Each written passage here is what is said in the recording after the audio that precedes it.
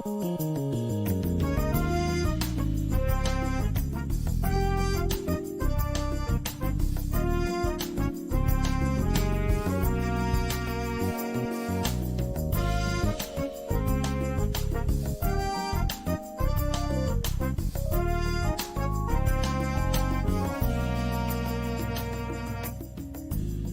speaks. It speaks through struggles and success, through music and messages, the preconceived and the unexpected. Whether you are in the depths of the valley or in the midst of your mountaintop experience, everyone needs to be encouraged from time to time. Here we will share stories of strength, testimonies of triumph, verses of victory, observations, and information meant to touch the heart and uplift the soul, to keep you on your path of purpose and navigate this thing called life with power and authority. This is Andrea L. Hies, and I'm your host for When Life Speaks, here on ALH Broadcasting, an affiliate of the Streaming Inspirational Broadcast Network. I am glad you accepted the invitation to join us tonight. There's something in this broadcast just for you, and if it is going to be a blessing to your life, it will be to someone else as well. So share, tag, start a watch party, and invite someone you know to join us. Then turn down the volume of life and get ready to receive, so that when life speaks, you'll speak life.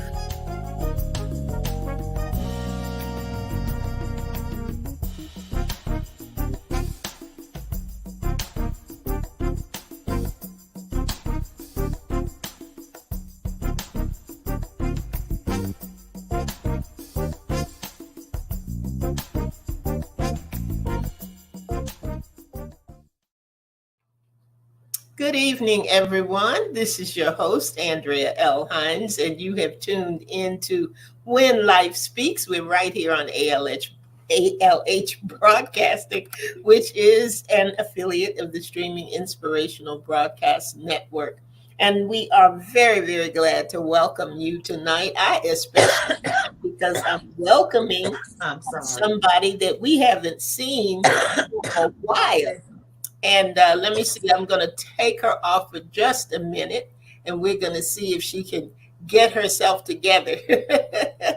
Sometimes we have these tickling coughs to try to get to us, but we always come back and we always are able to do what we have to do.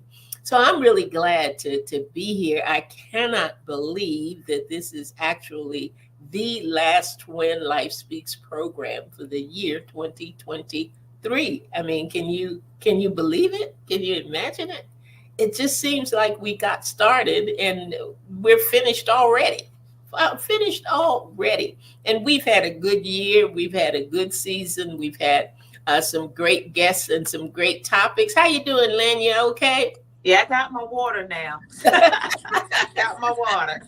Okay, very good, very good. But I was just telling the people that, we've had some good shows this year, some good topics that we've been discussing. And I'm so glad we are finishing out the year with what we've been calling our sword series. And we still have one more letter to go, and we will tackle that right at the first of the year, which will be next Thursday night. Mm-hmm. But for tonight, we're going to talk about rejection. That's the R in sword, which is rejection. Now, I'm going to take the folks back a little bit, Lynn, before we get started. Okay. Because we've been looking at the things that happen to us and happen with us that can create platforms and possibilities for us to draw away from the Word of God or put ourselves in a position where we are not making the wisest of decisions, where our discernment may be off. And we started actually talking about HALT. HALT is an acronym that they use, particularly, I know, in anger management. And it says, do not do things, do not make decisions when you're hungry, angry, lonely, tired. Mm-hmm. And I started thinking about it and thought about the fact that we We don't fight against flesh and blood, but we fight against, spiritual wickedness in high places and all of that good stuff. And we have the sword of the Spirit, which is the Word of God, that helps us to combat the things that the enemy would bring against us. So, in addition to hungry, angry, lonely, tired, we started looking at stress. We started looking at worry, offense, rejection. And next week, we're going to be looking at either discouragement or disappointment. I don't know. We may put those together. I haven't quite decided on what to do. But tonight is our night to talk about rejection. Now, this is always a hold your breath, exciting, not quite sure what's going to happen time when I'm with Lynn, because Lynn doesn't like to, what do I want to call it? Pre-think. She doesn't like to think in advance and have a lot of notes and things like that. She likes to do things off the cuff. Off the cuff, yeah. Off the cuff. And so her perspective is often a little different from mine, which is good, because I think that is true for all of us. We don't all think the same. We don't have the same perspective on things. So I'm as interested as you are out there to see what Lynn is going to bring to the table tonight and what I have to bring to the table tonight. It is going to be good. It is going to be something that will encourage us and inspire us and keep us moving ahead in the things of God and the way that God would have us to move. So, Lynn, first of all, how have you been doing? Because we've been missing you, girl. We haven't seen you for so long. See me in which platform for so long? This one. Yeah, I'm doing good. How was it? Trying to find that work-life balance. I think I've stopped trying to find it. It's not working. And I can only say that one of the reasons why it's not working, I know some people, and I do, I make the to-do list and I write it out. I know what I need to take care of that day, and I'm able to take care of those things. But there are other things that I need to take care of that may not always work in the whole work-life balance, because everything is not going to always run smoothly. That's right. It just doesn't. So there are times that you have to make an adjustment. So I get up knowing what I need to do, and in the back of my mind, I prepare for the adjustments because it never fails. I can have it all the way down to what needs to be happening, this part, that part, and it only really takes one thing to make the whole thing domino effect and fall off. But I can't get upset because it didn't go the way I planned it. Right. I have to move with the flow. If you're going to swim in the river, you go with the tide. It makes it a lot easier than to go against it. So I try to stay in the flow, and it doesn't happen. It just don't happen. And that is actually a good way to look at it. I know we had some things planned, and I thank you for your assistance, because we had planned, my god babies are up. I can't call them babies anymore because they're 9. But they were up this week, and just had all kinds of things planned for them. We're going to take them here and take them there and just really, really enjoy some things. But one of the twins has come down with the flu. So all those good old outdoor going here, going there thing, none of that's going to happen. But I thank you for your trusty thermometer and getting us on track, because we did end up having to take her to the ER, but she's coming along fine, and we'll just have to find new things to do. We got to get a new plan, and it's quite all right. It's okay, right, and that's the way that we go. But now tonight we're going to be talking about, as I said, we're going to talk about rejection, and I'm going to give the dictionary meaning, because I love Webster. So I'm going to go see what Webster has to say. And then, Lynn, I want to hear what you have to say, what your first thoughts are about rejection.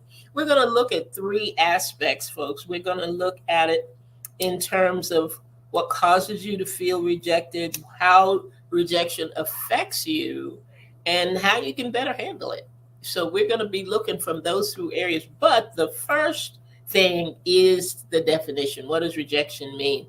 And Webster tells us rejection is the act of refusing or refusing to accept, or a sense of being unwanted. Refusing to accept or a sense of being unwanted. What is the first thing that comes to your mind then when you think about rejection? Okay. As she said, I looked at rejection differently, but I am going to answer the question. Rejection, and I think the second one was the feeling of being unwanted. Uh-huh. Sometimes I don't think it's a rejection, as sometimes it's a protection. Protection. A protection. I know when we give to others, we want it to be returned. Um, but it's not always returned. And it's not always returned because that person may not be looking at it the same way you're looking at it. Mhm. And I remember having my conversation with you in regards to a friend who I felt rejected. If that I felt, let me say, some sort of way. I felt some sort of way about it. And your advice to me, and it had to do with friendship and love and returning of that love and friendship. And I felt like I was pouring more into it than what the other person was pouring back. And I couldn't understand that. And I couldn't understand why there were certain things that they would have that I wasn't invited to. And how you made that so plain for me, and I guess that was the turning point for me, was that you made it so plain because you said I can't expect the person to give to me the level of friendship I want or I require, because if my level is up here and all they can give me is here, then I either have to accept that that's all they can give and realize I'm not going to give me more and be okay with that. Mhm. But once I began to be okay with that, I was no longer looking for you to include me. Mhm. But I also realized I didn't have to include you either. Mhm. I have that choice to make. I don't have to include. But as far as feeling rejected, sometimes I really do think that it's not so much a rejection as much as it is God's protecting.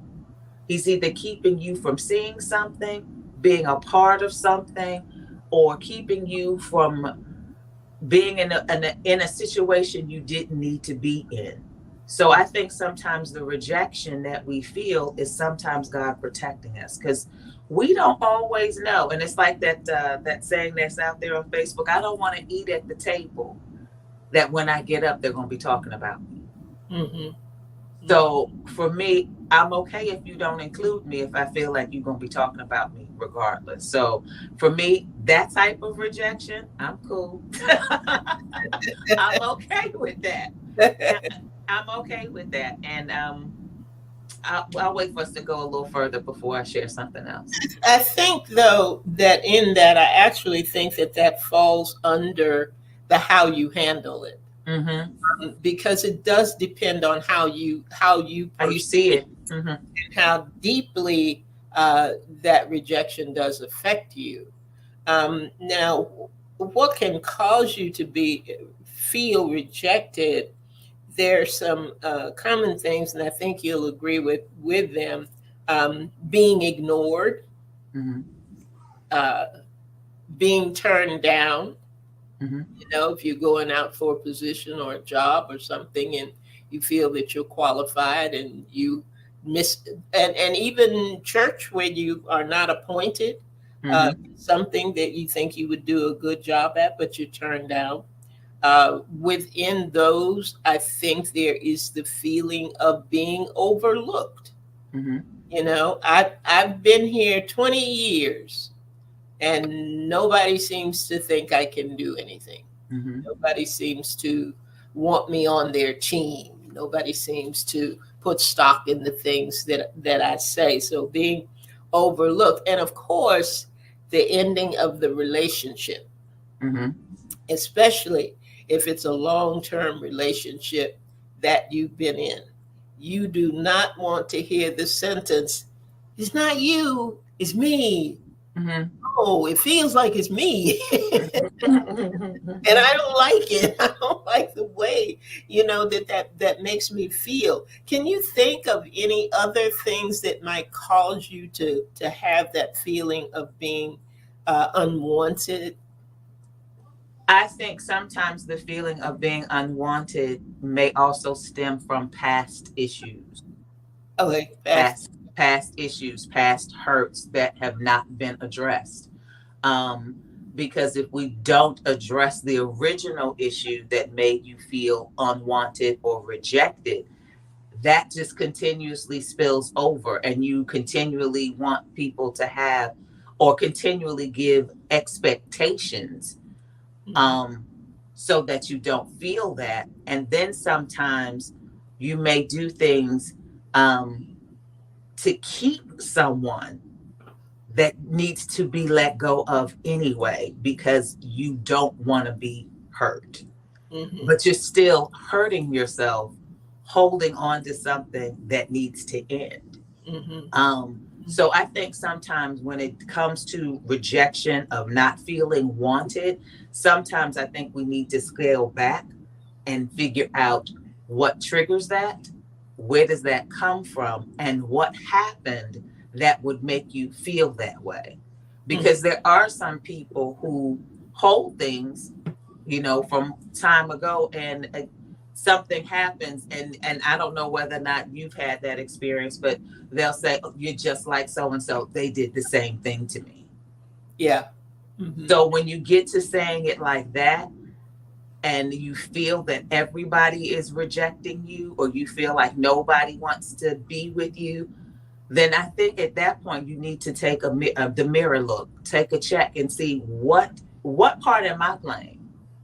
mhm. What part am I playing that everyone seems to not want to be a part of me? And so, Because sometimes when we do things as humans, people, when we want to protect ourselves. We have that guard up, the shield up. We react in order to keep from being hurt. You know what I'm saying? We react first rather than, oh, that's not what they meant. Because mhm, we're always trying to be 3 steps ahead. I can't have my feelings hurt. I don't want to, yeah. Especially when you're talking about relationships. If mhm, you've been the one to dive in deeply first and feel like this is the one and miss every sign that ain't the one. And I think that's when we get that. It's not me. I mean, it's not you, it's me. It's me. mhm. So I think that's how sometimes we need to take a look back, and it's okay. And It's of the things that we look at, because we've done shows about connecting the dots and blessing Mhm. markers and all of those kinds of things, but I think rejection, when you come to rejection, that is one of the strong Mhm. senses or emotions, or however you want to put it, Mhm. that drives something that you have said several times in this broadcast, is that sense of needing to be protected.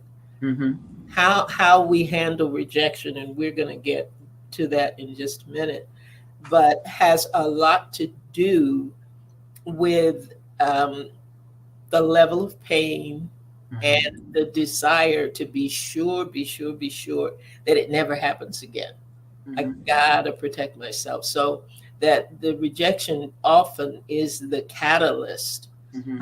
that we lean into, um, when we want to protect ourselves. I Mhm. think that is the one thing. If you think about hungry, angry, lonely, tired, stressed, worried, and all of those things can derail us. Mhm. But I think the one that derails us mostly is the rejection, and um, when our response to it is not always valid, but Mhm. we feel it's necessary. in order to be protected, in order to be Mm-hmm. protected. But that protection also, oops, I lost you. That Something, protection something happened. that we were rejected. We were rejected by the internet. Um, They kicked us out, but they thought about it and realized they needed to have us. Mhm. but those things are sometimes, put us in a category of building the walls that keep the pain out, but they're built so high and strong that we've also locked ourselves in. Mhm. When we want to get out, and when we want to love, and when we want to give and want to do all of those things, we're not able to do it because that rejection or wanting to feel guarded from can put you in a place where you're not able to receive the Mhm. way that you would like to. I think sometimes it's also we expecting the receiving part to come from that person, Yeah. um, and it's not always going to be that way. Right. I also feel that when you go out of your way sometimes to do things for people and you don't get the thank you, or you don't get the honorable mention, or you don't get the applause, or I'm just going to stick with, I don't want to say attention because some people do things for attention, but when you do something out of your heart for somebody and it's not recognized, um, then we can feel like we're being rejected. But for me, yes, kind of like, wow, you thanked this person all over Facebook, but you didn't mention what I did. The truth of the matter is I didn't do it to get the attention. So if I don't get the thank you, and this is just how I look at it, if I don't get the thank you, I still did my part. And that my thank you may not come from you, but the attaboy pat on the back that I'm gonna get from my Savior because I did what He told me to do is far more important to me than the other accolade. Does it feel uncomfortable? Yeah, it does. But Sometimes. sometimes it does, and sometimes and even in that, sometimes it'll trigger. I'm always doing something for somebody, and nobody ever appreciates it. So again, it's those types of things that can come up that will stir up other feelings that will make you feel rejected. But there are times that, yeah, there are people. I mean, I've known for myself to sit down and help somebody plan something and give them all the information, and I didn't even know they had the event. And the way one way I knew is because it was on Facebook. But I gave you all this knowledge and all this information, but and these were my words, you didn't feel I was worthy enough to attend. The lesson that I got out of that was that they did exactly what they needed to do, which was to ask me the questions, because I don't want to say they used me, but that's how you feel sometimes. But it allowed me to realize I can't give all my information. I can't give it all to you. I can give you parts of it, but there's sometimes I can't share everything. Some things you got, like we say, you got to hold it close to you. You can't share it all. But that's the lesson that I got out of that. You gave too much. You gave too much. And that was my fault. That was my fault. And I didn't hold it against them, but it allowed me to see them differently. I didn't change what I did. I just saw them differently. Mhm. Still, when I see them, hey, how you doing? Love you. And we keep moving on. If they have something and I can attend it, I will attend it. But I know people like, they don't show up for me, I'm not showing up for them. I think that goes also, though, Lynn, to what you were saying before about understanding your triggers and Mm-hmm. understanding. You've gotta know why you do what you do, Yep. because I remember when I was managing um, in corporate America, and there were people who would come and complain about a lack of recognition, Mm-hmm. but would say that doesn't matter to me. It doesn't matter to me. I don't really care. Well, I just do it because that's the way that I am. Well, no, that's not always all of it, and right. you've got to recognize that. And one of the reasons why it's important that you recognize that is because a system, and this is corporate, and I think it's beyond that. The Mhm. system has set up to reward you based on what's important to you. Mhm. Mhm. So if money, and I got this from Tracy Mack, who life solutionist, and she was instrumental in me receiving. She is the reason that I received my coaching certification. But one of her books that she has out called Thought Systems has to do. There's a question in there about knowing your currency. Mhm. Um, because my reward is not always money. Right. Mhm. I like it. I'm glad when I have it. I would prefer it, but it doesn't. That's not what drives me. Mhm. If I can see you get to a better place, if I know that I have in some way encouraged you or, you know, allowed you to go farther because of something that I have shared with you, generally that is enough for me. Mhm. That is enough. And if you don't call my name, that's still enough. Mhm. Now, sometimes it works differently depending Right. on situations and circumstances, but generally speaking, Mhm. that's where I am. And it kind of goes to, and I'm veering off a little bit, but it reminds me of love languages. Mhm.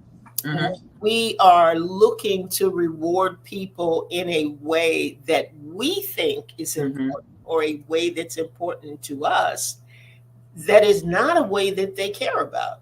If Right. my love language is acts of service, then I Mhm. would prefer you to take out the trash than bring me flowers. Right. But if you happen to like flowers, that's Mhm. what you think the rest Mhm. of the world wants. Mhm. So it's not only important to know what those things are, Right.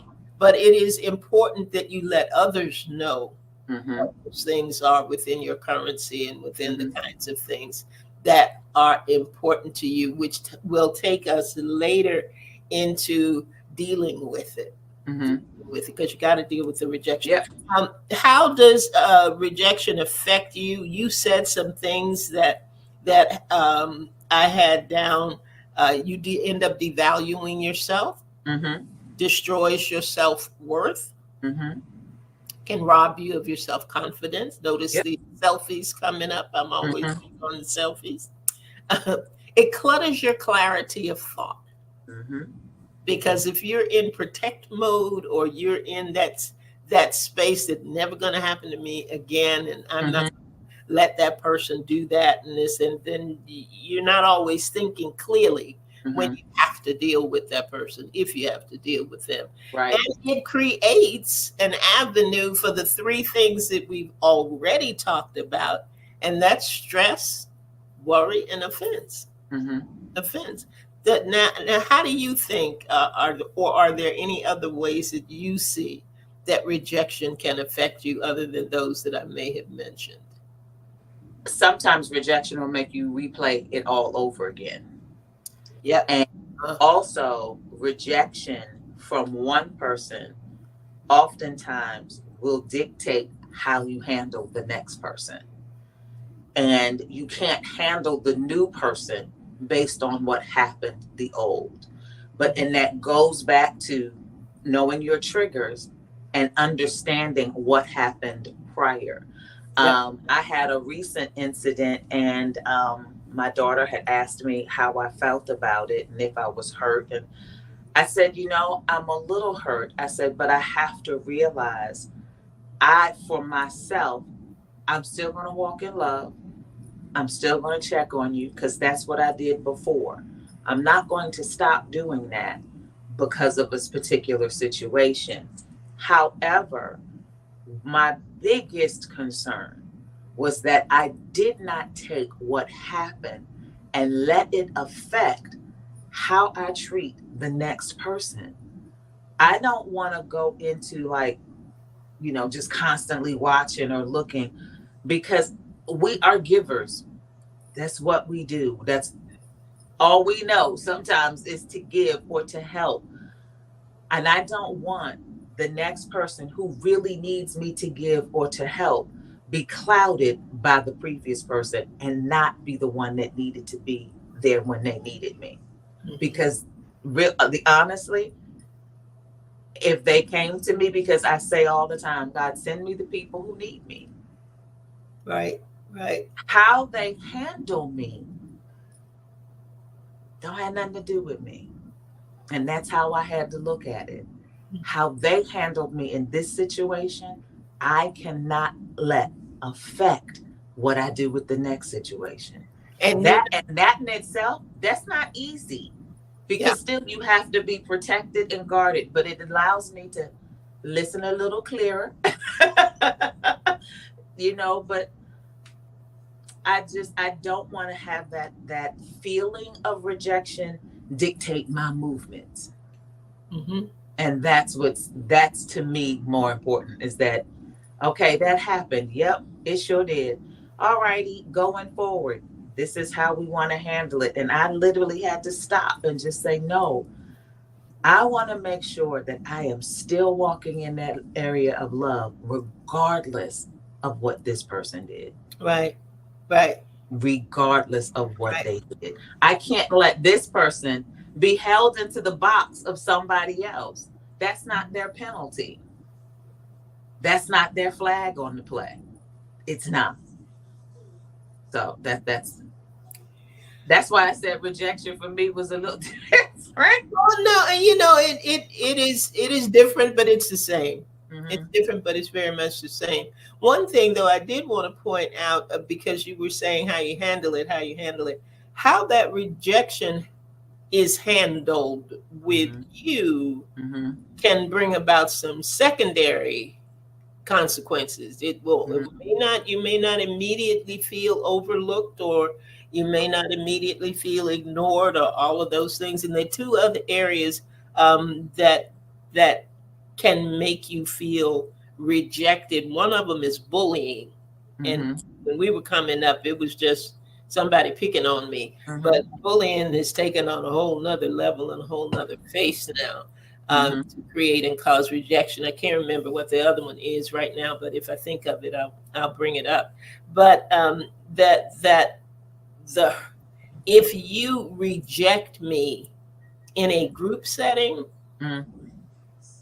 or if you are rejecting me based on something that is not true, and I don't have the opportunity to defend myself, when those kinds of things happen, it can also cause shame, it can cause embarrassment, and it can cause isolation.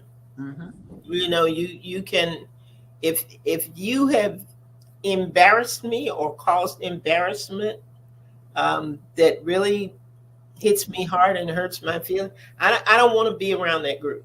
I'm not going to want to be in that circle. I'm not going to be. I don't care if you ignore me the next time, because I would prefer not being around you at all. But in doing that, I can be blocking blessings and resources that God has for me. Exactly. That's the secondary consequence, because when our feelings are hurt, it's a lot that goes on. It's a lot that goes on within us. So let's go to how you handle it. How you handle it. I know, I understand. You've given us some points already that I'd like for you to go back to. You've given us some points already about how you handle it. I think that I can relate in some ways to that, being the fact that I had an incident that was shameful. It was embarrassing, and yes, I didn't want to be seen. I still worked, but I worked in an area that kept me from being seen. I worked in an area where nobody knew where I was, because of where it was located. And I was fine with that. And I did it. And I have to say, I did it for 5 years. And then one day I got up and I said, today's the last day. And I removed myself from being in isolation. And I put myself in an area that I knew I was going to be talked about. And I knew that the shame would come back up. I knew that. But the reality of it truly was, like you said, I was holding myself back. And I was holding myself back from receiving, from accepting, from just making, and sometimes we make it seem as if everyone knows. And everyone doesn't always know. Right. And what they do know may not always be the truth. And I got to the point within those 5 years that, yep, it happened, but I wasn't explaining it. I wasn't justifying it. And I had to do, and I moved into an area after that because I said, I'm not doing this no more. I'm only going to do this. And I was asked to do something that was totally out of my comfort zone. But it pulled out a gift I didn't know I had. Amen. So I took that 5 years, but I isolated myself. I hid myself. And not when I got ready, and I literally say when I got ready, because it was literally at that space and time where I said, enough is enough. Enough is enough. So yeah, I went in and yes. And when I walked in, I felt like, what is that old commercial when E.F. Hutton speaks, everybody listens. That's, I mean, I felt like it depended, it just like total silence. And it wasn't. That's how I felt, but that is not what really was happening. But it did. It isolated me. I kept myself isolated because of the shame, because of the embarrassment. But then I got to a place that I was so sick and tired of living behind the shame and the embarrassment that whatever came my way, I was going to take it and we were going to move on. Mm-hmm. And again, I got to work in an area I would have never thought I would have worked in that arena or in that area. I didn't. But I found out that I had a passion that I did not know I had. And I'm wondering if that opportunity still would have presented itself if I hadn't got to the place of saying, enough's enough. Probably not. Probably not the same way. Right. Maybe a version of. Right, but not the not same. The same way. Not the same. So I think that's, you have to look at it. You got to look at what is making you feel the rejection. And you got to make sure that you're at the place that you know. And sometimes the rejection, again, is something that we may have done. And you got to start with forgiving yourself. That is a hard thing. Forgiving is one of those things in how you handle it.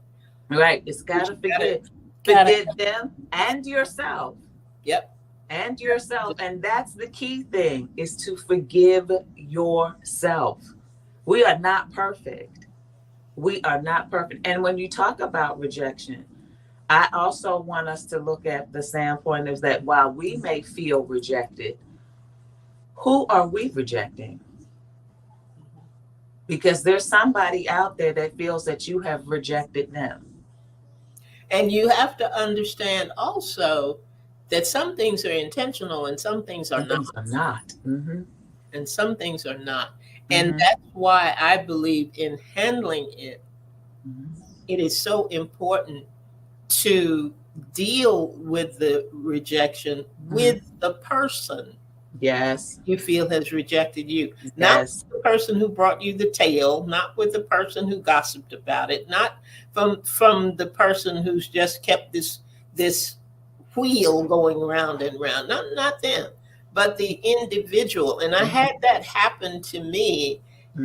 And the individual told me, I asked him, why didn't they do something? And I was working in theater, and sometimes theater is not the best place to be gracious and as you would want to be, or to be as patient as you would want to be. And things move, and sometimes you bark. Sometimes you say things that that you don't mean to say, and in a manner that you don't intend to say them. And the person said to me, I asked him, why didn't you do thus and so? And they said, I'll never do that again. Because the last time I did it, you said or did, and they described my behavior, and I was so shocked, because it was never my intent, never my intent to make them feel the way that I did. And from that day to this day, I am very, very cautious. I'm cautious even now, when I work in a theatrical arena where people are not used to they are not used to being on stage or under that level of stress or under the gun or whatever, to say to them, look, there will come a time in this production that I may behave in a particular way. I'm asking you for your forgiveness now, because trust me, it is not going to be something that I intend to do. But if you're not confronting it, you're not only cheating yourself, but you're not allowing the other person who meant it not intentionally at all, who didn't mean to do it that way, you're robbing them of the opportunity to change. And so that's something we need to keep in mind. I'm going to try to hurry on now, because I didn't check the clock before we got started, but I think we're probably coming up on our end time. But I did want to talk a little bit about how we handle it. And you've given us some good nuggets with that. And we've talked about, confronting things and understand the other person's capacity, your expectation level, and things like that, knowing yourself a little bit better. But somebody said something to me, and I found this, something similar to me, and I found this when I was looking at things about rejection. And I think it is so important. And I want to start here. And it says, rejection is not an indictment against you forever. Right. I had somebody tell me rejection is just one man's opinion. And this backs that up. Rejection is not an indictment against you forever. However, people hold on to it like it is. And you were talking about letting go. It is a one time, in one situation, with one person, that things didn't work out. Right. And we have to be able to see rejection that way, so that we can let it go. Replace it with positive, here come my selfies again, self-talk, and confront it with respect and maturity. See beyond the pain of the moment. Right. That letting go, you're going to see beyond the pain of the moment, and involve yourself with healthy distractions that make you feel good about you. You've got to feel good about you. And that's when the spiritual aspect comes in, because in the beginning we were talking about that sense of being unwanted. Nothing that people say about you, nothing that people present to you that is impactful, that is negative, or any of those things, nothing will ever change how much God loves you. Exactly. Nothing. Nothing. Exactly. And we have to hold that. Yes, absolutely. We have to hold that before us. And as if I want to be forgiven, I want to be forgiven by him. Because the forgiveness he gives, it wipes the whole slate clean. Humans are just that. They are human. They falter just like you falter. So just as much as I want somebody to forgive me, I have to forgive them, whether they accept it or not. When I get in front of him, he gonna ask me, what you do about that? I cannot say to him, well, when when I did go to them, they said this and they said that. Now, what are you looking for? His basic question was, what did you do? And you know what he asked me one time? He told me to forgive an individual. And I said, okay, fine. Wasn't happy about it, but I said, okay, fine. Mm-hmm. And the second thing he said was, forgive them like I forgive you. Mm-hmm. Mm-hmm. And he told me that means from this day forward, you don't ever bring it up. You don't throw it in their face. You don't talk to them about, you forgive them Right. like I forgave you. And Right. that has taken me many times into a whole different space and a whole different place of freedom Mm-hmm. when I forgive that way. Mm-hmm. Mm-hmm. And it's true, because his freedom, and again, it's his freedom. So if anybody is there, out there listening, and still has that feeling of rejection and not being wanted or being loved, take inventory of it and ask God to help you. Ask God to help you see what you need to see. Because again, we have our own outlooks. My mother has hers, I have mine, but your walk is your walk. Your walk is your walk. So we can give you the nuggets and the tools, but you have to put that work in. And that work was going to have to be asking that hard question. And again, sometimes, he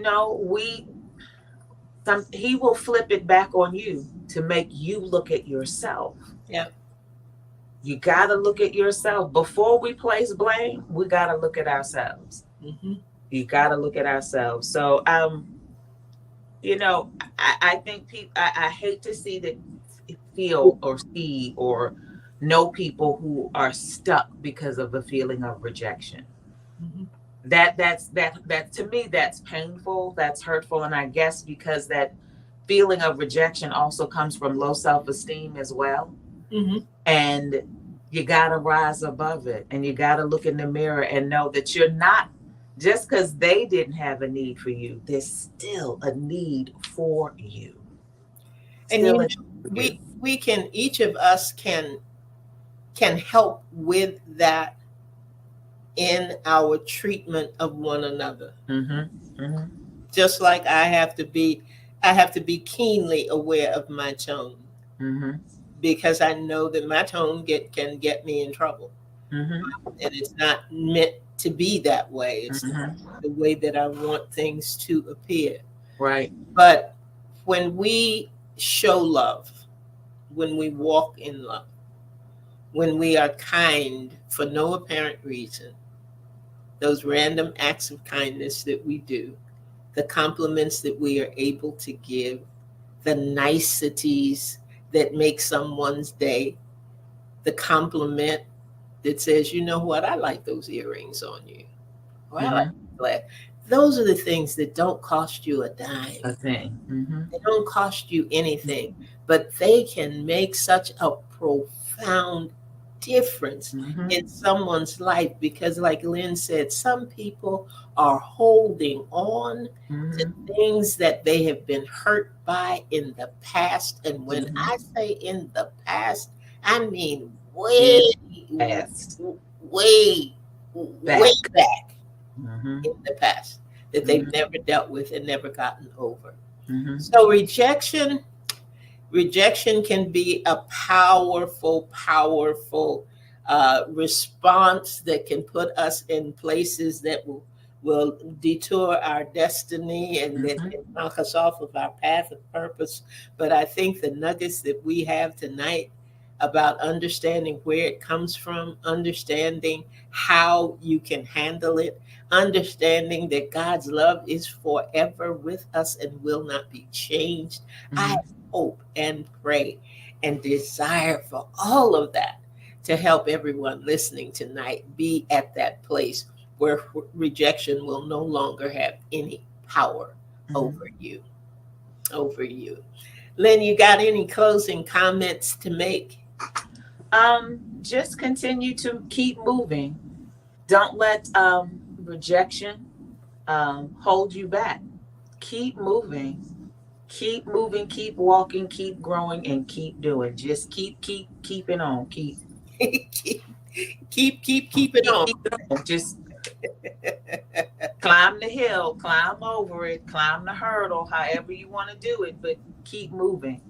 Mhm. Keep moving. Don't get stagnant. Mm-mm. That's right. Don't Don't get stagnant. I like get that. Don't get stagnant. stagnant.